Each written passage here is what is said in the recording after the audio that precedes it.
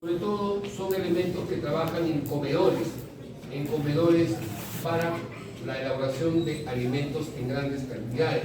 Entonces, básicamente, el combustible que se utiliza para estas máquinas es el gas natural, ¿no? Planchas, freidoras, secadoras de ropa, calentadores de diferente tipo. Entonces, ustedes tienen ahí el consumo, ¿no? Y su respectiva potencia equivalente, ¿no? Luego van a ver, dice tipo, ¿no? Dice tipo A. Después, cuando veamos una instrucción sobre gasodomésticos, vamos a ver a qué se refiere con el tipo, a qué se refiere con la clase, ¿no? O sea, hay diferentes, digamos, criterios de clasificar los gasodomésticos, ¿correcto? Muy bien. Aquí vemos algunas fotos de equipos de consumo, ¿no? Por ejemplo, sobre todo en instalaciones comerciales, ¿no? Esto se usa muchísimo en chifas, en restaurantes, que por supuesto Lima los goza, ¿no? Entonces, son diferentes. Bueno, esta es una instalación de gas natural vehicular, ¿no? Que esto es básicamente para los gasocentros, ¿no? El gasocentro, así les adelanto ya cosas, porque se nos viene con todo, diferentes aspectos, y no vamos a poder ir en orden, si no vamos a alcanzar. Los gasocentros tienen una inversión muy grande, ¿no? Más o menos un estimado de un gasocentro con unas 4 islas relativamente chico está por encima del $1.000.000 de soles, ¿no? Esto se debe a que los compresores que trabajan, hay una marca de compresores Astro muy buena, casi barren en el mercado, uno crea propaganda, pero es la que realmente prima para compresores de ese tipo. Los compresores son muy caros debido a que son compresores que tienen que alcanzar presiones hasta de 250 bares, entonces no son compresores que trabajan con presiones bajas, ¿no? Y ahí que todas las instalaciones, ¿no?, en un gasocentro son instalaciones costosas, ¿no? Ya sabemos que eso está bajo la norma 019. Más equipos de referencia para que tengan ustedes básicamente fácil, ¿no? Los diferentes equipos que consumen. Neveras a gas y eléctricas. ¿Cómo que neveras a gas? ¿Qué es eso? ¿No? Eso es la refrigeración por absorción. Es una refrigeración que se obtiene como fuente de calor, o mejor dicho, como fuente energética el calor, y el calor quemando, en este caso, gas, ¿no? Entonces, eso es una situación bien interesante que se tiene que tener en cuenta. Mucho cuidado, porque acá hay gente que no ha llevado refrigeración, entonces no tiene muy claro ese aspecto, ¿no? Ese sistema de refrigeración es de la siguiente manera, ¿no? Este es el condensador, ¿ya? Este es el condensador. Esto es la válvula, ¿no? La válvula de expansión termostática. Este es el evaporador. Entonces, acá está la carga de refrigeración. Muy bien, entonces acá, esta parte pasa. Pues esto es la válvula de expansión termostática. Esto es el condensador. Es el clásico que ustedes conocen desde Termo 2. Este es el evaporador. Pero ustedes saben que acá esto tiene que ponerse el compresor. Pues no existe compresor. Existe un dispositivo, ¿no?, o dos dispositivos, ¿no?, uno acá y otro acá. Entonces, esto es un generador de vapor y esto se llama absorbedor, ¿ya? Esto se llama absorbedor. Entonces, esto está conectado con una bomba, ¿no?, y esto está conectado con una válvula reductora. Entonces, todo este conjunto que está acá, ¿no?, reemplaza al compresor. Entonces, ¿qué es lo que ocurre, no? Este sistema, que se llama sistema de refrigeración por absorción, es muy utilizado. Este sistema de refrigeración por absorción, ¿ya?, no usa compresor. Entonces, estos elementos son bomba, este es el absorbedor, y esto se llama generador de vapor. Generador de vapor.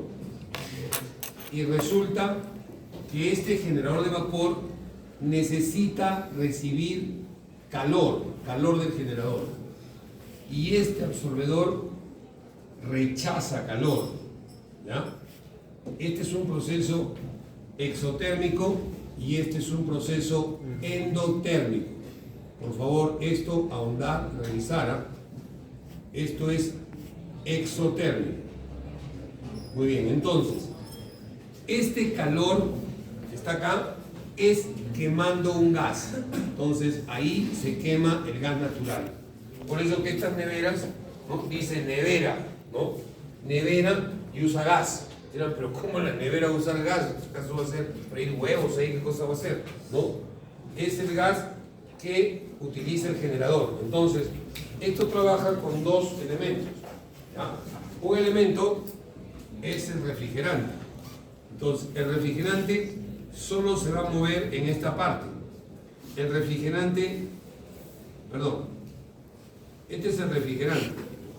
Y en esta parte se mueve el absorbente más el refrigerante. Y el refrigerante, perdón, el absorbente nunca pasa a esta zona. Entonces, las parejas refrigerante y absorbente no son muchas. El refrigerante más utilizado en refrigeración es el R717, o sea, el amoníaco, ¿correcto? Y el absorbente es el R718, que es el agua, ¿correcto?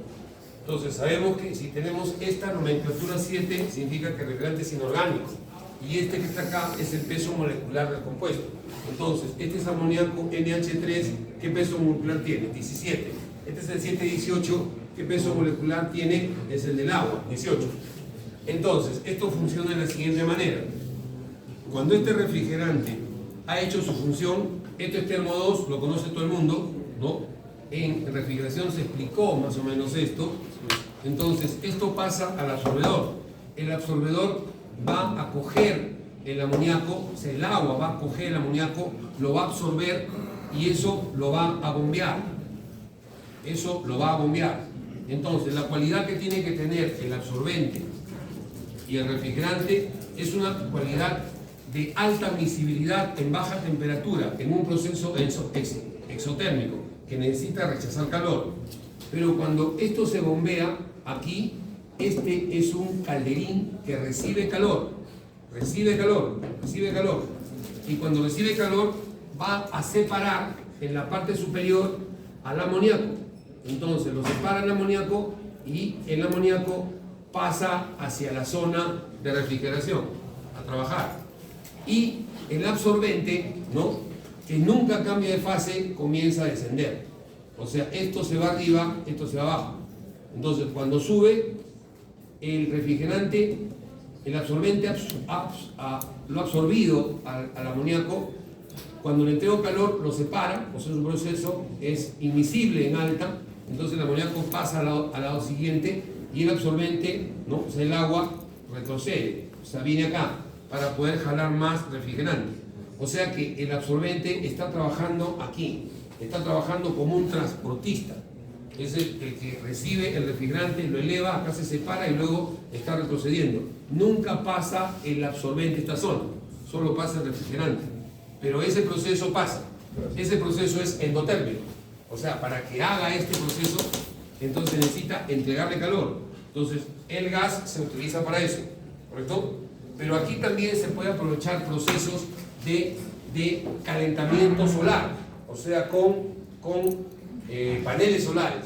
Entonces, si ustedes juntan refrigeración con el curso de renovables, ¿no?, tienen un proyecto de tesis muy bueno. Solamente hay 2 tesis sobre refrigeración por absorción en toda la historia de la escuela. Ahí tienen también otro tema de tesis, ¿correcto? Más que todo para mecánicos puros, ¿correcto? Entonces, este proceso exotérmico, este proceso endotérmico. Estas parejas refrigerantes solamente son muchas, no son muchas, son muy escasas. Puede ser agua como refrigerante y hidromuro de litio como absorbente. Y el más utilizado es amoníaco con agua, ¿correcto? ¿Por qué estas parejas no son muy comunes? Porque mire, tiene características muy especiales. Cuando la temperatura es baja, tienen que ser miscibles. Y cuando la temperatura es alta, tienen que ser inmiscibles. En otras palabras, tienen que juntarse cuando la temperatura es baja y tienen que separarse cuando la temperatura es alta. Y el absorbente solo cumple las veces de transportista, nada más, dando vueltas. El agua, ¿por qué no puede pasar acá? Si el agua pasa acá y las temperaturas es por debajo de cero, entonces esta obturación en la válvula de presión termostática va a hacer que se congele el agua, ¿no? Y por supuesto esto lo va a atorar, ¿ya? Entonces no hay ningún asombro que les digan que tenga una aplicación de calor, de gas, ¿no? En este tipo de casos. Ahora, esto tiene, como ustedes saben, el COP es el efecto de refrigeración entre el trabajo. Pero la pregunta es un ratito. Pero acá el único trabajo es el de la bomba. Y el trabajo de la bomba es casi despreciable. Oye, qué genial. Entonces, prácticamente este trabajo de la bomba es cero y este COP se va al cielo. Pero cuidado, este es el efecto entre la energía suministrada. Esa es la fórmula correcta. Y aquí hay que suministrarle calor. Y este calor es bien alto. Entonces, prácticamente el COP para un ciclo, para creación de tipo, queda Q sub B entre ¿quién? Entre Q sub G. ¿Entienden? Y este calor sí es alto. Y por lo tanto, el COP ya no es tan alto. Entonces la pregunta es, ¿y cuándo usaría eso? Si tengo energía barata, gas. O sea, quemando un combustible que es más caro, ya no funciona. O cuando tengo waste energy, o sea, cuando tengo energía de desecho, ¿no? O cuando tengo energía de cogeneración en una central, ¿no? Entonces ahí la única manera de servirlo. Pero no va a estar gastando pues un combustible caro para hacer refrigeración, el COP es bien bajo, ¿no? Entonces si tengo energía barata, como son estas neveras que son con calor, pues bienvenido, ¿no? Por eso es que tienen eso, ¿ya? Y un pequeño detalle de cómo es eso, ¿no? Tengo calefactores ambientales, calentadores de acumulación, calentadores de paso, es decir, hay una serie de equipos, ¿no? Freidoras, ¿no? Equipos de aire acondicionado, por supuesto consumos ya para grupos, ¿no? O sea, para grupos, para grupos electrógenos, ¿no? O sea, gas se puede trabajar también como combustible, ¿no? Bien, o sea, ya tenemos aplicaciones de todo, por supuesto calderas, ¿no? O sea, solamente tienen que tener en cuenta que el quemador de esta caldera, ¿no? Tiene que ser para gas. Entonces, uno de los trabajos que seguramente ustedes van a tener en una empresa, ¿no? Eso es muy común, ¿no? En una empresa cuando van a trabajar, le van a decir el cambio de combustible, ¿no? El cambio de combustible. Van a decir, ingeniero, estudie usted la posibilidad de traer gas natural comprimido y reemplazar el combustible que usamos, que es búnker de repente, ¿no? Entonces, lo primero que tienen que hacer ustedes es evaluar el costo de la traída del gas, o sea, a cuánto le van a vender, ¿no? Baco está comprando más o menos a $11 por millón de BTU. Entonces hay que traducir esa energía, $11 por millón de BTU, hay que traducirlo y compararlo con la que están pagando con el residual 500, ¿correcto? Pero también tienen que hacer intervenir la compra de un quemador, porque el quemador que están usando para su búnker o para su residual 500 ya no sirve, no lo pueden usar, ¿ya? O sea, tienen que comprar un quemador para gas. Un quemador para gas para una caldera de 150 a 200 bhp está $12.000. Tienen que hacer una evaluación simpática, bien bonito, de cuánto es lo que ahorran, ¿no? Qué ventajas tienen y cómo es el pago en el tiempo de la inversión que están haciendo por el quemador. ¿Correcto? Esto es cuando tienen un cambio. Ahora, si es que ustedes tienen un proyecto nuevo, entonces un proyecto nuevo jamás van ustedes a proyectarlo con un solo combustible. Lo tienen que proyectar, he dicho, con dos, ¿no? Si es más de 100, 150, entonces van a tener que comprar un quemador, un quemador dual con búnker y con gas natural. Siempre gas natural. No tienen que pensar que el gas natural un poquito tarde, un poquito más temprano, de todas maneras vamos a tener que usarlo. ¿Correcto? Entonces siempre hay que pensar en el gas natural como una alternativa. ¿Okay? Entonces ahora ya casi todos los calderos vienen con quemadores duales, o sea, para que puedan quemar dos combustibles, ¿no? Los antiguos no, solamente queman uno. ¿Okay? Bueno, tienen un montón de tipos, ¿no? Alumbrado, o sea, secadoras, termas, o sea, cantidad, ¿no? Cocinas, calentadores de agua, esto que se usa en las fiestas también, ¿no? Los calentadores solares. Bien. Vamos a hablar sobre el caudal máximo de simultaneidad, o también caudal probable por tramos en instalaciones individuales. Eso se llama el QSI. Bien. ¿Qué es lo que pasa cuando ustedes hacen una evaluación de las capacidades que el gas va a abastecer? Es poco probable que todos los equipos estén trabajando a la vez. Muy poco probable. ¿Correcto? Entonces, lo que tienen que hacer ustedes es calcular el volumen, tener claro el consumo calorífico de todos los elementos, de todo. Entonces, la regla dice que para encontrar la cantidad de energía de simultaneidad, ¿ya? Es muy fácil. Se debe escoger los dos que tengan el mayor consumo y luego toda la suma del resto debe tomarse la mitad. Entonces, eso es lo que indica la regla, que es el estudio probabilístico de lo más probable en una instalación, ¿no? Entonces, ustedes escogen los dos más altos, esos van, y luego tienen, digamos, 4 más. Entonces se suman y se le toma la mitad. Entonces, ese resultado, ¿no? Es su caudal de diseño, ¿ya? Nunca se toma la sumatoria, solo se toma esa forma. Cuando ustedes están en una industria, ahí no funciona eso. Cuando ustedes tienen una industria, se suman todos. ¿Por qué? Porque en una industria ustedes pueden tener operativos todos los equipos. Esto es para residencias, edificios, clínicas, condominios. Es poco probable de que su terma, su cocina, su secadora esté funcionando y en todas las casas. ¿Cierto? Es muy difícil. Si ustedes lo hacen ahí, entonces estarían sobredimensionando su sistema, ¿correcto? Bien, entonces ya saben cómo es eso. Ahora, eso es para residencias. ¿Y qué pasa para condominios? ¿Ya? Entonces, ahí hay que sumar los caudales máximos probables de simultaneidad, ¿no? Y se multiplica el resultado por un coeficiente que esté en función del número de viviendas y del tipo de artefactos del gas instalado. Entonces, miren cómo funciona.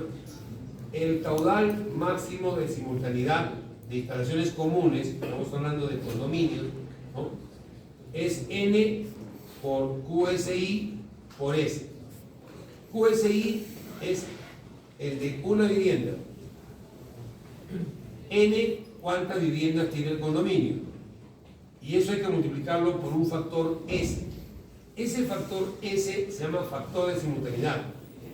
Y va a depender del número de viviendas y va a depender de qué tipo de calefactor tenga. Miren, son varios detalles que hay que tomar en cuenta en el diseño. Entonces, ustedes pueden tener acá, ¿no? Pueden tener un conjunto habitacional, por ejemplo. ¿Ya? Entonces, se presentan dos posibilidades. El factor E2 es para viviendas que no trabajan con calderas.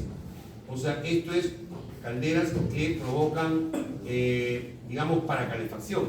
Esto en Arequipa no van a encontrar, pero en Cusco, Huancayo, Tarma, en hoteles, sobre todo 5 estrellas, lo van a encontrar, ¿no?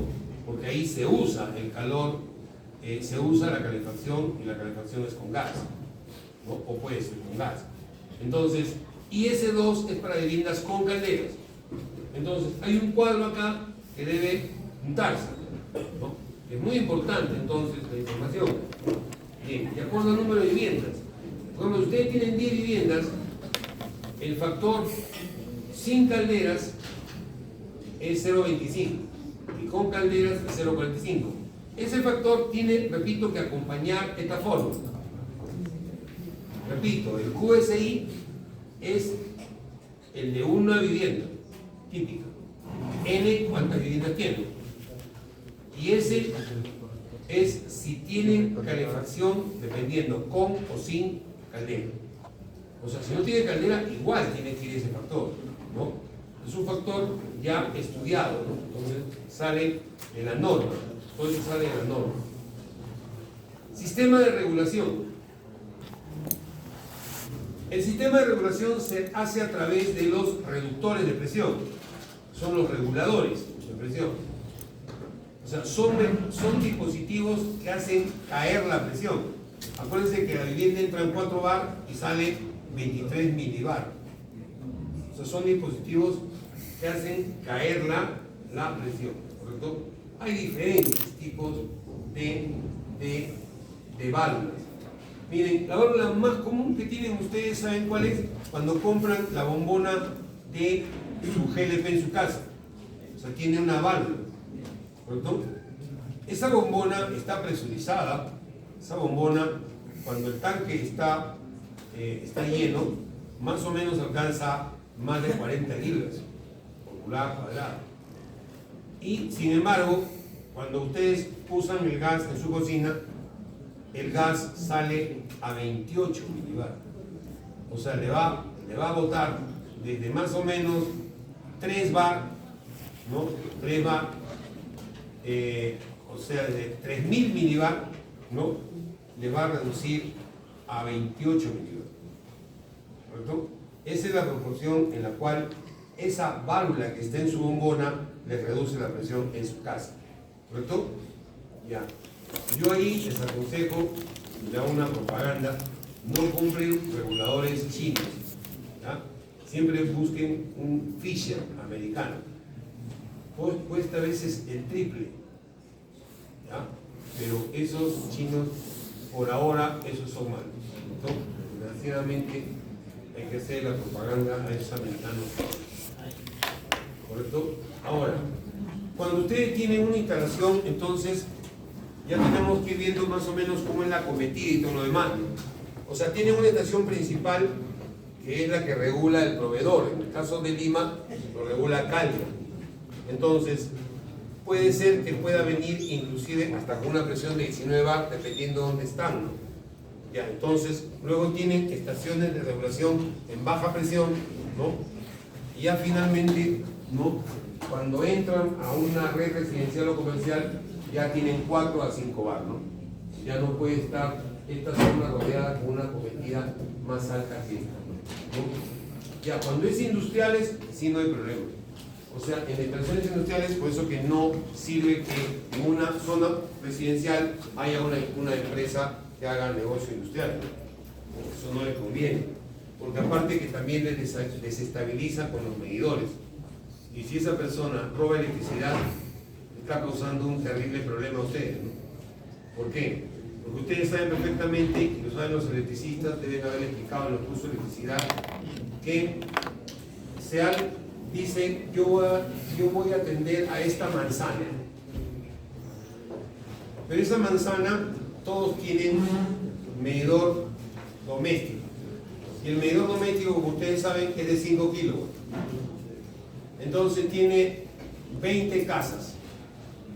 20 casas con 50 kilowatts, ¿correcto? ¿No? Entonces, perdón, con 5 kilowatts. 5 por 20 tiene 100 kilowatts. Entonces SEAL sabe que ahí hay esa potencia. Entonces viene su línea en media tensión, ¿no? 22,9, por repente la antigua con 10, y agarra su trafo, su transformador, y dice, voy a tener una reducción para esto que está acá. Pero ahí en su zona hay un patita que consume más. Entonces, ¿qué cosa es lo que hace? ¿No? Lo que hace es que su tensión no va a llegar a los 20. ¿No? Usted mide la tensión ahí y le puede llegar 180, 185, 190. ¿No?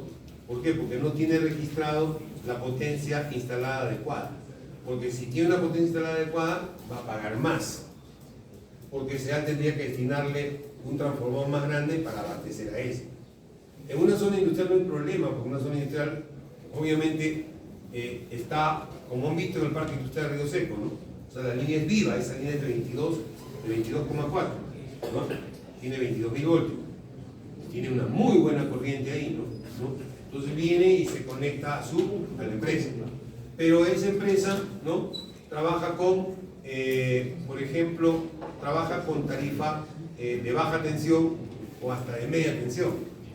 Entonces, eso de cliente libre es otra cosa, ¿no? Es otra cosa.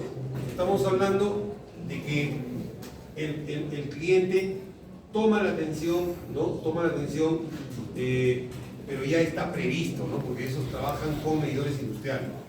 No es el caso de un industrial metido en una urbanización, a eso me refiero, ¿no? Eso pasa en Lara, 3 de octubre, muchos talleres clandestinos, ¿no? Entonces la canción, pues el vecino se ve perjudicado, ¿no? Ahora, ya, esa es otra cosa. Como ustedes están yendo al Parque Industrial Río Seco, ahí hay muchas empresas que tienen más de 200 kilowatts de potencia instalada, o sea, declarado ante SEAL. Si son más de 200 kilowatts, entonces son clientes libres. Pueden comprar la energía a quien quiera. Si quieren, le pueden comprar a Hito Ciego en Cajamarca, o de repente le pueden comprar a Irandina, o a Luz del Norte, a Luz del Sur. Y hay un vendedor que es Atria, por ejemplo, ¿no? Que es un intermediario, ¿no? No tiene buenos precios, ¿no? Entonces, ya le compra energía, ¿no? Si tiene menos de 200 kW, entonces ya no es cliente libre, ¿no? Es un cliente que cae entre 100 y 200 y ya tiene que estar sometido a solamente el concesionario local, o sea, a SEAL, ¿correcto? Ya, y si ya también tiene una situación al revés, ¿no? O sea, si la potencia de la empresa es muy alta, más de 1000, entonces ya no puede tener opción a SEAL. Ya no puede. Él tiene que buscarse su concesionario. Eso es lógico, mire. Es como que una tienda compra leche de Gloria macro y va a vender a su bodega. Y ustedes están en su organización y dicen, ¿saben qué? Dame 20 tarros de leche. Y se tira la producción del menudeo de esa bodega. Es igualito, ¿no? Entonces viene el otro y dice, mira, ahora quiero esta potencia. Oye, pero me está pidiendo mucho, ¿no? Yo trabajo al menudeo, ¿no? Eso también pasa, ¿no? Ahora, hay muchas empresas que conversaba con una, por ejemplo, que quiere ser cliente libre, ¿no? Y entonces la calificación para ser cliente libre es anual. Entonces vienen y le revisan su instalación. Entonces, en ese momento que pasa la instalación, agarra y tiene sus máquinas y las potencias y dice, sí, quiero esto, y suma más de 200, ¿no? Aunque después no la usa. Entonces ya le sacan la vuelta al sistema, ¿no? Hay de todo, ¿no? Eso, por ejemplo, tienen que aprender, ¿no? Si van, averigüen bien, ¿no? cómo es su figura, ¿no? Por ejemplo, una vez hice un trabajo en Royal Cloud, está aquí por pensamiento de las brujas, ahí en la variante hacia la izquierda, ¿cómo se llama? Bueno, ejemplo, esta empresa no quería volver a hacer algo, ¿no? Entonces, ¿por qué? Porque hacen sus cuentas, ¿no? No les conviene estar en una determinada tarifa y automáticamente tienen que buscar siempre sus costos menores. Ese problema de tarifación también hay que estudiarlo en la tercera fase, ¿no? Es bien largo y complejo. Y luego va a pasar el manual para que podamos estudiar las alternativas. Entonces hay tarifas en baja tensión, en media tensión y en alta tensión. Alta tensión es un caso especial. Estoy hablando de SAO, de Cerro Verde. En media tensión es común, ¿eh? Media tensión es común, ¿no? En baja tensión, recontra común. Entonces, tienen que ver qué tarifa le conviene. ¿Y eso de qué depende? Un pequeño adelanto. Si trabajan en horas punta o no. Si tienen corriente reactiva muy alta o no. Ustedes tienen, en la empresa tienen que ver si les conviene poner un banco de condensador. Si tiene una potencia reactiva muy grande, la potencia reactiva no se cobra de manera directa, se cobra de manera indirecta. Pero usted me está hablando como electricista. Usted no tiene que ser electricidad, se está jodido, ¿no? Si ustedes bajan el factor de potencia, ¿no? Si ustedes bajan el consumo de potencia reactiva, mejoran su factor de potencia. Y al mejorar su factor de potencia, su tarifa es baja, ¿no? Ustedes solo haciendo un análisis correcto de tarifación, solo haciendo un análisis correcto de tarifación, puede ser que la empresa ahorre varios miles de soles de pago energética al año. Solo estudiando una correcta tarifación. No es nada de juego, ¿no? Que tienen que estudiar claramente cómo es su producción. ¿Ya? O sea, hay empresas que es imprescindible que trabajen en horas punta, a partir de las 6 y las 11 de la noche. No pueden dejar de trabajar. Y otras que sí pueden dejar de trabajar, pues, que mejor no trabajan. Si no, le van a cobrar mucho, ¿no? Y otra de las cosas que tienen que estudiar son los arranques de los equipos. ¿Ya? O sea, los arranques de los equipos, a veces tienen equipos que impulsamente arrancan, paran. Entonces, cuando arranca, ¡plum!, se dispara la punta, se dispara el pico de la peraja, ¿no? Ya luego se estabiliza. Luego para y se vuelve. Entonces, el lanzador lo único que hace es sacar el promedio.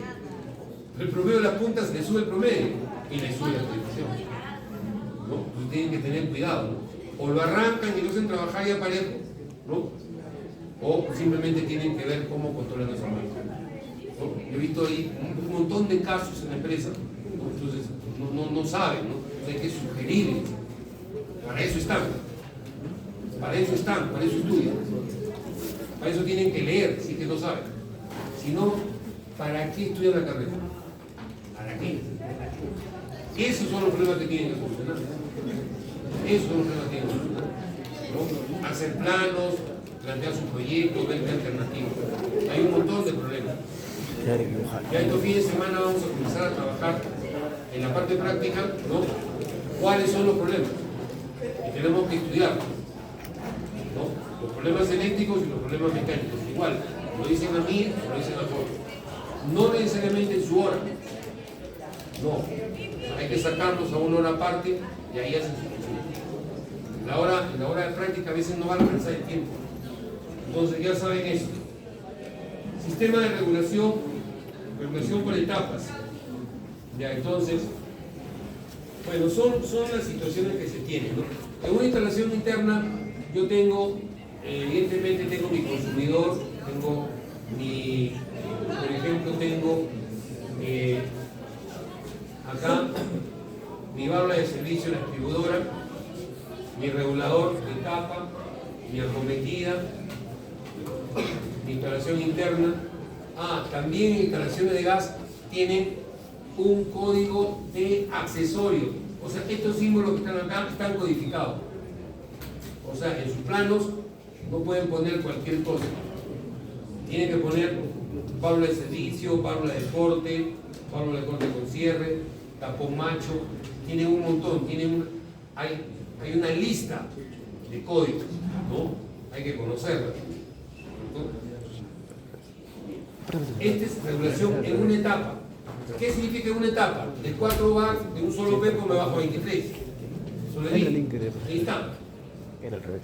Tengo 4 bar y el regulador PIN lo baja a 23. ¿Correcto? Generalmente ese es para casas, ¿no? Edificios chicos. ¿no? Entonces, ahí tienen esquema de instalación interna con una sola etapa. 4 bar a 23. ¿Correcto? Pues tienen su 4 bar, tienen su medidor, y de frente al departamento 1, departamento 2, 3, automáticamente, ¿no? Está trabajando todo esto a 23. Ahora, en 2 etapas. Entonces, en 2 etapas ya tendrían de 4 a 340 o de 4 a 140. ¿Correcto? Entonces, acá tendrían las combinaciones de 340 a 23, de 140 a 23. O sea, este es el escalonamiento que se cumple. ¿Correcto? A ver, si tienen una sola etapa, es de 4 bar a 23. Si tienen 2 etapas, puede ser 4 bar a 340, 340 a 23. O puede ser 4 bar a 140, 140 a 23. Si tienen 3 etapas, es 4 bar a 340, 340, 140 y 140 a 23. Les he dicho que en la modificación de la norma, ¿no? Están tratando de que sea en 3 etapas, no en 2. De nuevo, una sola etapa, 4 bar a 23. Creo que hay un esquema más colores, creo que por acá. Y ahí creo que está mejor. Una etapa, 4 bar a 23. Otra opción, 2 etapas, 4 bar a 340, 340 a 23. Otra opción, 4 bar a 140, 140 a 23. Y por último, 4 bar a 340, 340 a 140, 140 a 23. Creo que ahí está claro todo. ¿Se entendió? Son las estaciones de regulación para todo lo que son instalaciones de gas. Eso es aquí, en Lima, en Ica, en todo, ¿no? Esas presiones son normalizadas. O sea, nadie puede estar escalonando a 180, tiene que estar en norma. ¿Está claro? Y prácticamente la toma de la calle en abastecimiento de gas urbano está a 4 bar. En algunos casos tienen 5, pero raras veces es 4 bar. ¿Ya? Entonces tienen que comprar el medidor para eso. Y ahora la pregunta es, ¿cómo sería, por ejemplo, con 2 etapas? Que eso es cuando, por ejemplo, llegan a un condominio, ¿no? Ustedes tienen 4 bar, entra al condominio, pero tienen un regulador a 140, ¿no? Y luego 140 se abre para toditos los departamentos. Entonces ya va de 140 a 23. La cosa es que en la puerta de su medidor, ¿no? Tiene que tener 23. Ya es en la puerta de su casa, ¿no? Pasa el medidor, cae 1.5, tiene 21.5. Y luego dicen, el último tiene que tener 18. Y así se diseña. Y nada más, recontra fácil. ¿Se ha entendido? Recontra fácil. No hay otra opción.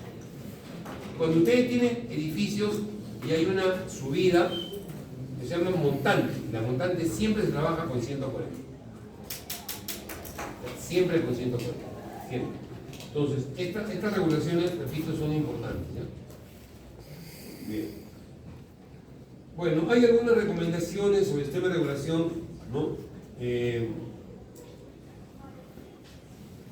Por ejemplo, es el proceso de cuando cae la presión, hay un descenso en la temperatura, ¿no?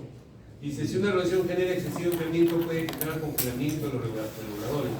Aproximadamente el enfriamiento es medio grado centígrado por cada bar de presión reducida. Es cuando tienen presiones grandes. ¿Cierto? Bien.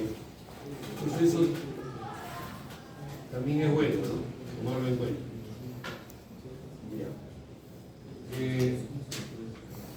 Vale lo mismo.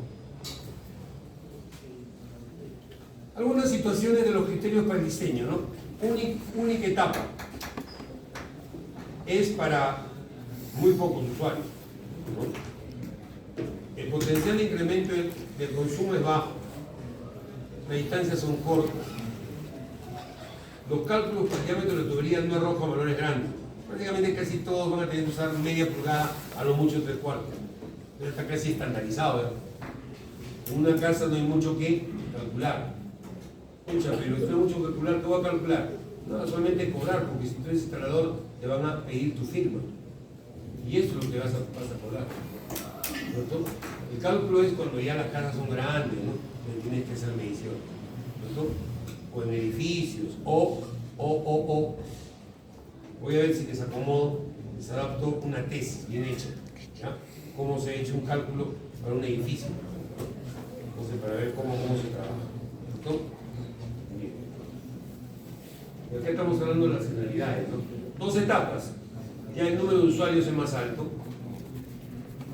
Estimación que el consumo puede aumentar, ya puede incrementarse a corto y medio plazo. El cálculo de un tema de única etapa de regulación ya arroja un diámetro de tubería más grande, ¿no? Ya las longitudes son más largas, básicamente. 3 etapas. Y esto, por ejemplo, cuando he hecho trabajos en el Honor Delgado, y un proyecto también.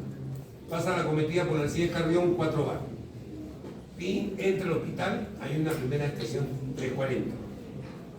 De 340 se manda uno para hacia la izquierda, me acuerdo que es patología. A la derecha se va a emergencia, ¿no? Entonces llega con 140. Ya, en los 140 en patología tienes un montón de servicios de gas, cremadoras, hornos, etc. Incineradores. Entonces ahí entra a 23. ¿Se dan cuenta? Porque los hospitales y las clínicas están en la 011. Pero es bastante grande. Hay empresas que tienen menos equipo que un hospital, sin embargo están en la 10. No interesa el tamaño, interesa la condición de la instalación. Si es uso industrial es 0,10 y si es uso doméstico o clínicas es 0,11. ¿Por qué? Porque en un hospital no van a tener también presiones tan altas, no se puede. Y la cosa es por presión.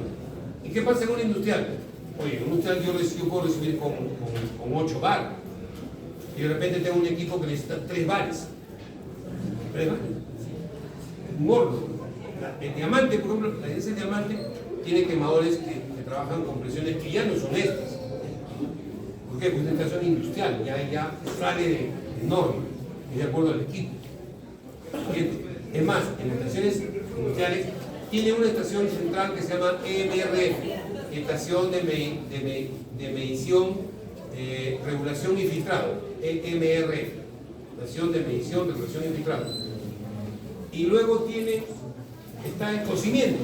El cocimiento tiene una EMRS secundaria, o sea, tiene una subestación dentro de la fábrica. De repente esa trabaja con 2 bares. De repente la otra sí trabaja con presiones menores, ¿no? Para eso tienen media presión baja, media presión A, media presión B, ¿no? De acuerdo a dónde cae. Y de acuerdo a dónde cae, escogen la fórmula. Sobre todo cuando ya es media presión B cuadrática. O sea, Renoir cuadrática. No tienen que ver si es Renoir cuadrática o Renoir lineal. La lineal es para casas y condominios pequeños. Y para industriales es la cuadrática. ¿Para qué tanta vaina? No hay mucha discusión. Bueno, en 3 etapas. Sí. Entonces vemos regulación una etapa. Estamos viendo en doble etapa, ¿no? De acuerdo al número de viviendas. Por ejemplo, en Lima, el edificio más grande tiene 39 pisos, ¿no? Está en la Empresa de la República, ¿no? Ese ya no tiene montante de 140, tiene ya la versión en doble etapa, ¿no? Se trabaja, llega a 4 bar, ¿no? Luego va a 340, ¿no? Y luego a 140, ¿no? O de repente en 340 ya se pasa a 23, ¿no? Ya no es una sola. Cuando son edificios chicos la montante es 140, por norma 140. Pero ya depende del tamaño. Pues acá ya hay que hacer cálculo. ¿Ya? Hay que hacer cálculo. Entonces tenemos que ver el modelo de cómo cae la presión. Eso vamos a ver el sábado. Bueno, reguladores, diferentes tipos de reguladores, cómo hacen caer la presión de entrada, cómo es su curva respecto al caudal, diferentes modelos de reguladores, doble etapa, en 3 etapas,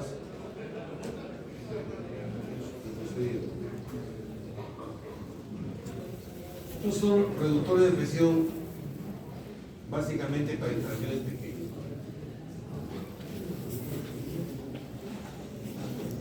Y estas son, miren, casetas de regulación, digamos ya para un pequeño condominio. Ahí está el esquema de cómo es el circuito,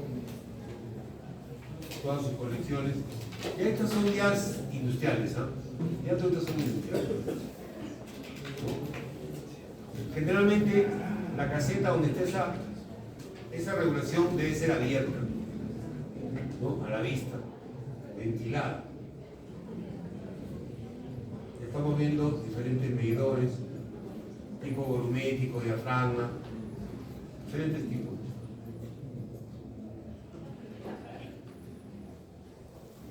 Están viendo mucho. Ahora, estas normas, estas sí, son bien interesantes. Cuando les toman el examen de certificación, les preguntan eso. Ustedes están viendo a la izquierda que está el medidor de gas y en la derecha está el gabinete de energía eléctrica. Tienen que guardar una distancia mínima, ¿no? La distancia mínima es 0,50, o sea, tiene una distancia mínima. Entonces, eso, claro, yo soy el proyectista, estoy con mi manual ahí, estoy viendo, ¿no? Que se cumpla. Escucha, pero cuando toman el examen, esos numeritos tienes que aprender. Yo los aprendí para dar el examen, después uso el manual. Pero es horrible porque te ponen ahí menos de 0,50, más de 0,40, entre 0,30 y 0,40, no sabes qué marcar. ¿No? Entonces es full memory, ¿no? Pero lo claro es que se tiene que respetar esto. No puedo tener una instalación de gas tan pegada a la instalación eléctrica. No se puede, ¿no? Puede haber un chispazo, puede haber una rotura, en fin, no se puede, ¿no? Es incompatible. Hay un grado de manipulación o facilidad que debe tener un dispositivo de instalación. Es decir, me refiero a la llave, el aparato, el regulador, ¿no? Entonces, eso están por grado, ¿no? Entonces, grado 1 es cuando se puede realizar sin abrir cerraduras. Grado 2, cuando está protegido por armario, puerta. Grado 3, cuando la manipulación se requiere de escaleras o medios mecánicos especiales. ¿Verdad? Como dice, está escondido. Estos son los grados de manipulación que mide la accesibilidad para los centros de medición. ¿No? Me pregunté, bueno, ¿cuál se usa? No, se usan los 3, simplemente tienes que declarar en qué grado estás, para que se tenga la previsión de cómo acceder, ¿no? al sistema. Caja de protección. Consta de regulador de presión, medición para finalidad de controlar el suministro de servicio de gas, ¿no? Entonces, son toda una serie de dispositivos que están normados. O sea, tienes que leer toda la norma y tienes que fijarte en todas estas cajas y todo eso. O sea, no queda otra. ¿Sí? Es una rutina de ver eso. También te da dimensiones de gabinetes para gas, donde están guardados los medidores, ¿no? Perdón, el regulador y el medidor. El regulador es el que hace caer la presión y el medidor es el que te cuantifica tu consumo, ¿no? Cuando son estaciones para industria, es estación de regulación, ahí de presión, medición, es el que te toma la medida, y filtración, ahí tiene filtros, ¿no? O sea, hay filtros especiales para gas. Torneme es una buena marca, ¿no? son filtros, hay que ponerle filtro. Bien, ¿por qué? Porque eso luego va a un quemador. El quemador después comienza a lanzar chispazos amarillos y la llama tiene que ser azul. Eso viene un video. Tienen los gabinetes, tienen tamaño también, o están normados. Nada te puede salir del mes. Por ejemplo, ¿cuáles son las categorías reglamentarias? Las categorías reglamentarias están de acuerdo a lo que pagan. La categoría A es el residencial, consumo promedio 28 metros cúbicos al mes, le mencioné. La categoría B comercial son 800 metros cúbicos al mes. La gran industria ya son más de 610.000 metros cúbicos al mes. Distancia de la cometida de gas a la caja de protección. También tiene que haber una recomendación. Todo te recomiendo. ¿Ya? Ubicación de los centros de medición. Los letreros. Hay que colocar los letreros. No ponen los letreros, no te dan el pase. Que viene Cálida, dicho, ¿quién te ha firmado? Acá ya, vamos a inspeccionar. Y comienza a decir, falta esto, no firma. No firman, no te dan el gas. Una vez que pasa la revisión, entonces ya entregas a esa vivienda. ¿No? O sea, no es como electricidad. ¿No? Tu primo te hizo la instalación, viene SEA, ya tienes corriente. No es como electricidad. Tienes que cumplir una serie de normas. ¿Cierto? Bien. Entonces, la ventilación que tienen esto está en otra norma. Eso hay que verlo aparte. ¿Ya? Eso está en la 23. ¿No? Entonces ahí ya tiene que ver qué rejilla tiene que poner para que salgan los gases. ¿No? Hay que calcular las rejillas. ¿Cierto? Hay centros de medición en la azotea y hay centros de medición en la parte baja. Normalmente están en la azotea. Cuando vienen de Cálida tienen que subir a controlar. Entonces, centro de medición, ahí van bajando para los diferentes pisos. Hay centro de medición también en el primer piso. Este centro de medición ubicado por piso es menos común. Un esquema típico del centro de medición, este es tu medidor. Ese es un medidor, están en paralelo. Esa es la forma que tiene un medidor. Hay un montón de medidores ahí en un edificio. Cada uno obedece a una casa, a una vivienda, a un departamento, a un edificio. Son diferentes medidores. 737 creo que decía.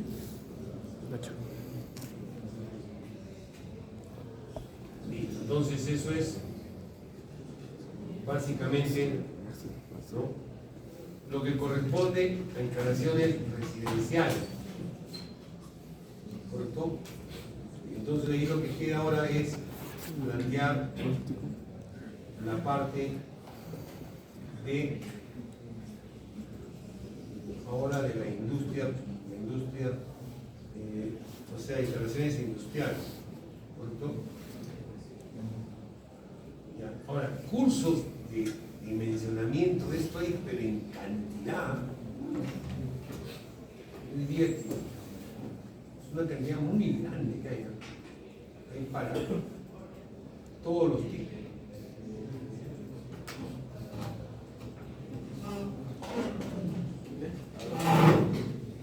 Vamos a ver las industriales.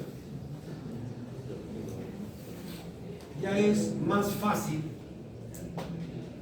porque muchas cosas se comienzan a repetir y otras a ampliar. Pues es una charla que me tocó dar en el colegio de ingenieros. Sí, hace tiempo.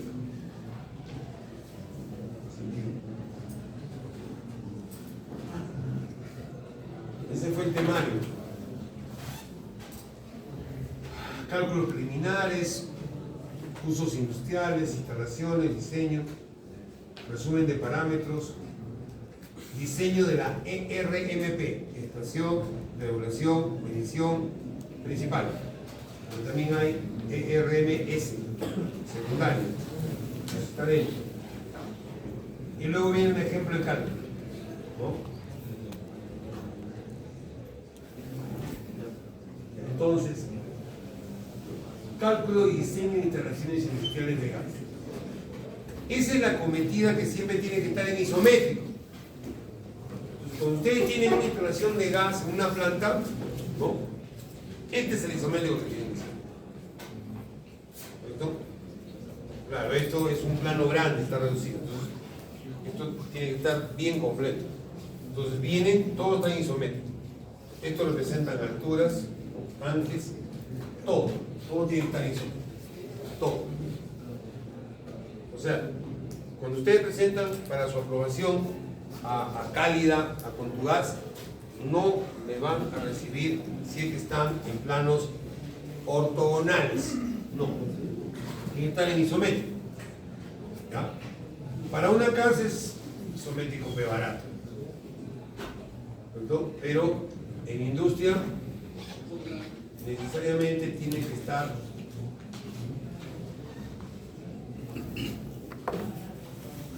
en isométrico.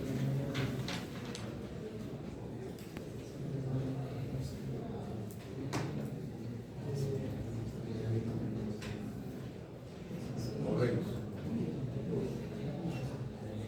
Entonces,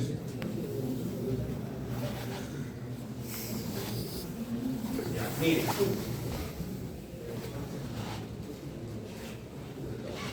Por ejemplo, ustedes pueden trabajar diferentes composiciones de gas. Esto, más que todo, ya es, como tienen ustedes, unas ciertas combinaciones de elementos gaseosos. O sea, el gas se llama gas manufacturado. Entonces, cuando ustedes tienen eso, ¿no? Entonces hay que hacer una tabla para examinar los componentes del gas que van a trabajar.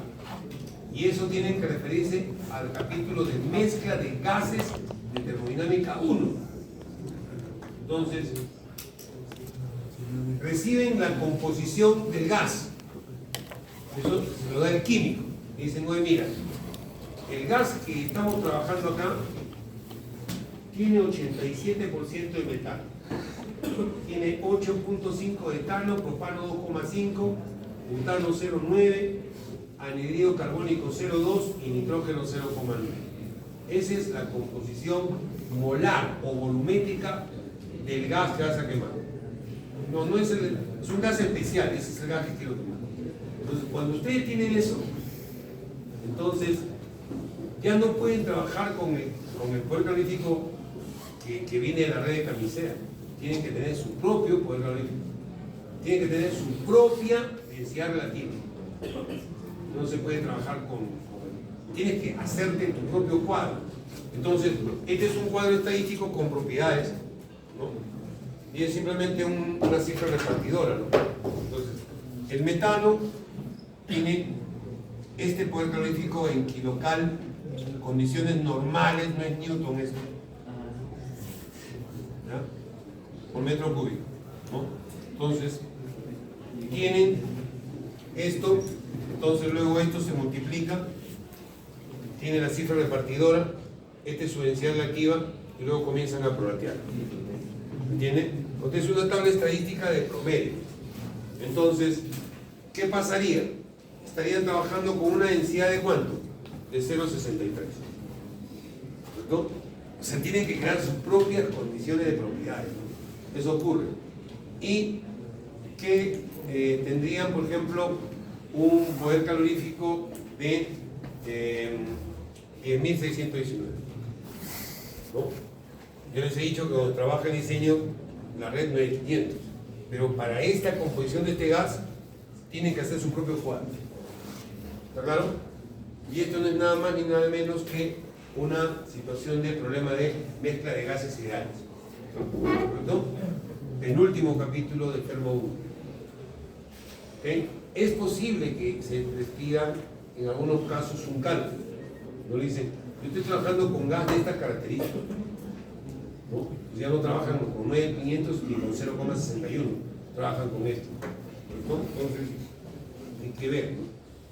Entonces dice, ver reemplazo de mezclas no reactivas.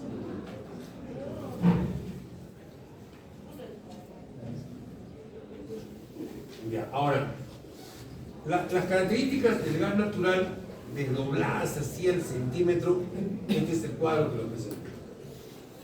O sea, están desdobladas básicamente, ¿no?, en función a su porcentaje. Son datos que tienen que tener. Las fórmulas son las de gas. Bien. Hay que tener los requerimientos del cliente. ¿Ya? Hay que tener los requerimientos del cliente. O sea, hay que saber dónde está tu centro de consumo. Necesito sus planes internos. O sea, tienen ustedes que recogerlo, ¿no? ¿Qué tipo? Si son instalaciones del tipo domiciliario, comerciales, industriales. O sea, hay que obtener el plano de la empresa. Sin el plano de la empresa no hacen nada. Hay que ubicar dónde va a realizarse la cometida. ¿Con qué presión recibe? 40, 32, 25, 4. ¿Cuáles son los centros de consumo? Luego hay que levantar el plano isométrico. ¿Ya? El plano isométrico lo levantan ustedes porque no van a encontrarlo. Los civiles trabajan con planos ortogonales.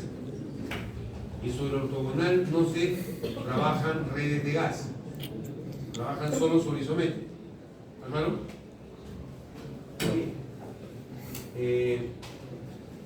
Bueno, si es GLP, entonces necesitan un gas, un tanque de almacenamiento, como tiene la vía MES, como tiene el comedor de la UNSA, que les dejé la instalación, como tiene cualquier empresa.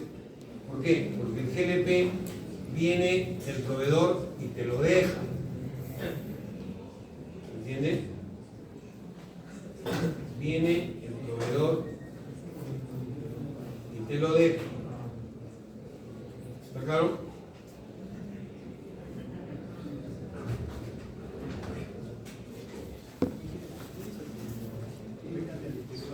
¿Qué significa SS cuando pone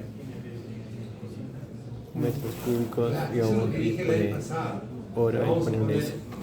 Vamos a poner altavoz. Metros cúbicos, ¿qué más? Metros cúbicos. Y pone S y después hora. Tengo el terror hace ¿Aquí? tiempo. Ajá. Y es No, acá creo que lo pone S. Metro cúbico es por hora. Oh, sí, cuando hace. Es la memoria. ¿Qué parte? El caudal, digamos, cuando pone caudal. Ha sido un día. ¿No? Esta memoria. Sí, solamente metro cúbico. Pero, ajá, pero le pone ahí en S. No sé. Y esa memoria de 3 teras Igual cuando requiere puso energía. Newton, que no era Newton, significaba que era. Condiciones Pero termómetros. Ajá, ese también quiere decir algo de lo que No significaba. importa lo que estoy dictando. No las anotó, revisa tus apuntes. Un problema. La flota nunca me he fijado. Ahí estaba cada rato. Sí. Ahí lo debes tener en tus apuntes de revisa. Ya, voy a contestar acá su pregunta, la pregunta del amigo. Ya lo había dicho, ¿ah? Ya. El GLP trabaja con 28 milibar y el gas natural con 23. Sí, que no hay mucha diferencia. ¿Ya? Y después el medidor llega a 21.5. Entonces, cuando tú tienes, vamos a suponer que tú tienes tu cocina con GLP. Perfecto. Pero luego, bueno, llega el gas natural a tu casa. Ya llegó el gas. Entonces, los que alimentan los huequitos que sale el gas, ¿no? ¿Correcto? Entonces, realmente lo que hacen es lo taladan y lo agrandan un poquito más. Para que cuando bote ahora con gas natural, como tiene que caer más, ¿no? Para que caiga más le amplían un poco el agujero. Entonces, los chicleros, como le llaman, ¿no? Esos chicleros se les amplían y trabaja mejor, ¿cierto? Pero yo particularmente les digo, yo no le aconsejo eso, ¿no? Porque en Lima plantean, es un negocio, porque ese estudio lo sacó la UNI hace años. Sacó un estudio, cuánto, inclusive hay una tabla que dice cuánto tienes que rebajar. ¿Sí? Ahora, yo digo que por qué no, porque con otros especialistas he conversado, porque cuando te venden la cocina, ¿ya? Te dicen que es, digamos, de categoría A. Y la categoría A te dice que ese dispositivo gasométrico está autorizado para recibir GLP y gas natural. No te dice en ningún momento que le aumentes el chiclero de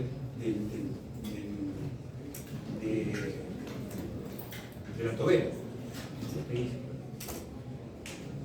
¿Entienden? Ahora, si tú le aumentas, si le agrandas el huequito, sería obvio que trabajaría mejor también, ¿no? La lógica te dice. ¿Por qué? Porque uno trabaja con 28, pero cuando tú trabajas con gas natural, dejas la bombona, ¿no? Entonces tienes que trabajar con una presión menor. Claro, entre 28 y 23 no hay mucha diferencia, estamos hablando de 5 milibares, ¿correcto? Pero sí es cierto, inclusive yo tengo la tabla que ve cuánto tienes que milésima, son fracciones de milímetros, ¿no? Y por eso te cobran, ¿no? Pero como te digo, lo importante es que ustedes ya comiencen a tomar cuerpo sobre el asunto, ¿no? Ya saben que existe una norma 010, que existe una norma 011, ¿no? Para instalaciones residenciales. Ya saben quiénes entran en esa norma, quiénes entran en la otra. Ya saben las presiones que hay en la red. La red urbana trabaja con 4 bar. Ya saben que tienes que llegar tú en la puerta de tu casa residencial con 23 milibar. Pasas al medidor 21.5, ¿no? Y ya saben las etapas de regulación, ¿no? Si ustedes trabajarían un día en cálida, ya trabajan las redes externas, no trabajan en media presión B, no trabajan entre 100, ¿no? Hasta 400, ¿cierto? Estamos hablando de kilopascales, nosotros estamos hasta 4 bar. Entonces ya tienes otro tipo de válvula. Tienes que trabajar, por ejemplo, la válvula de cierre por sector. La válvula de cierre por sector, ¿no? Lo maneja ya el concesionario.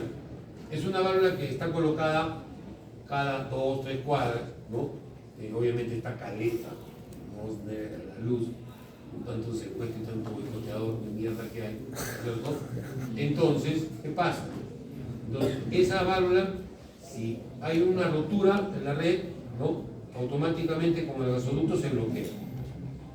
Pues imagínense, si la red está conectada y hay un incendio, hay una explosión, se queda abierto el sistema y se va el gas, está presurizado. Pero no, esa válvula siente la caída de presión y automáticamente se cierra. Entonces queda protegido este sector y este sector, porque te queda aislado, ¿no? Acá no se ve el gas, y de aquí para allá no se ve el gas. En este tramo sí se ve. Es un tramo corto, ¿no?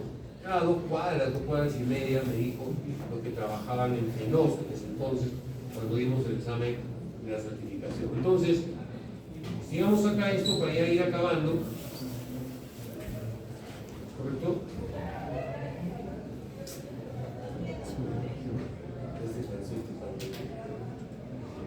Se cerró. Quiero descansar. Parece que ya está eliminado.